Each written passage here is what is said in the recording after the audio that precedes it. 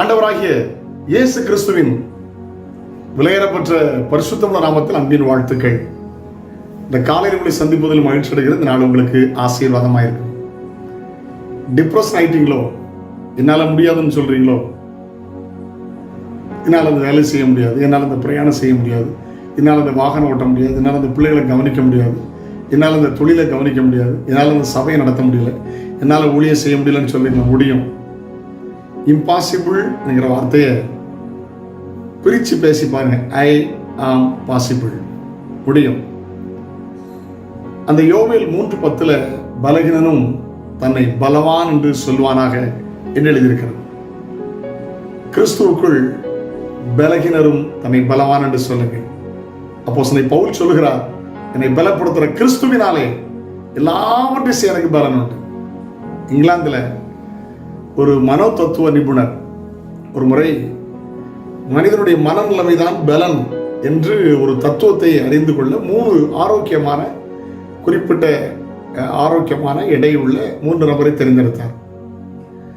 மனிதனுடைய சக்தியை பயன்படுத்துகிற டைனமோமீட்டர் அந்த கருவியை பயன்படுத்தி முழு பலனை இழுக்க சொன்னார். 110 பவுண்ட் இருந்தது, 110 பவுண்ட் இருந்தது. 3 பேருடைய அந்த திறன் 110 பவுண்ட் இருந்தது.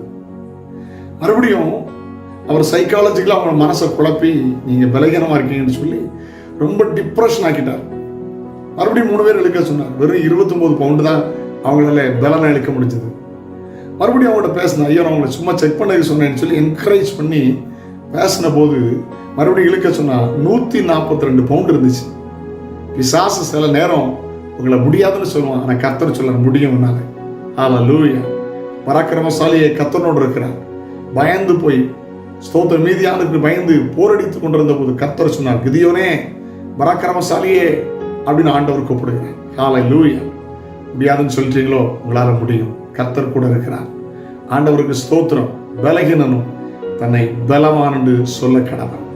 அறிக்கையிடுங்க, விசுவாச அறிக்கை பண்ணுங்கள். கர்த்தர்களை பயன்படுத்துவார். பலசாலிகளை கர்த்தர் மாற்றுவார். ஹல்லேலூயா. ஜெபிக்கலாமா? நாளை உங்களை சந்திக்கிறேன். அதுவரையிலும் அவனுடைய கிருபை உங்களை தாங்கட்டும். பரலோக தகப்பனே, பரிசுத்த பிள்ளையாக இயேசுவின் நாமத்தில் ஜெபிக்கிறோம். மனதில் தைரியம் பலன் வரட்டும்.